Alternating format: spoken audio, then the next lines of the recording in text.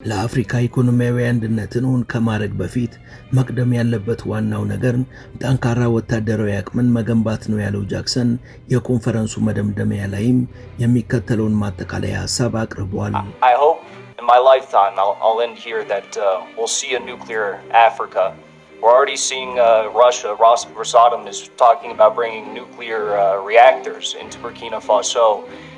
But I hope one day it's nuclear bombs. የአፍሪካ ሀገራት ከጋራ መገበያያ ገንዘብ በፊት ጠንካራ የጦር ሰራዊት መገንባትን ማስቀደም አለባቸው።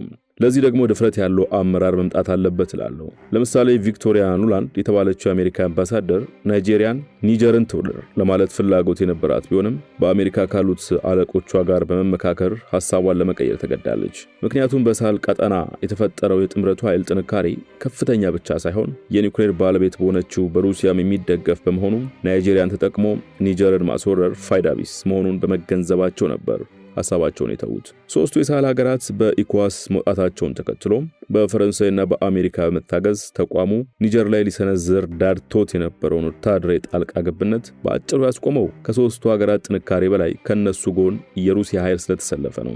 የሶስቱ ሀገራት ጥንካሬ አሜሪካ በኒጀር የነበራትን ወታደራዊ ኃይል እንድታስወጣ የመወሰን ድፍረትን ማጎናጽፏቸዋል። በቅርቡ እንደሰማነው ሩሲያ በቡርኪና ፋሶ የኒውክሌር ማብለያ ለመገንባት ሁለቱ ሀገራት ስምምነት ተፈራርመዋል። ይህ ማብለያ ወደ ኒውክሌር መሳሪያ ቢቀየር ምኞቴ ነው። ምን አለፋችሁ በሕይወት ዘመን የአፍሪካ የኒውክሌር መሳሪያ ታጥቃ መመልከትን አፍቃለሁ።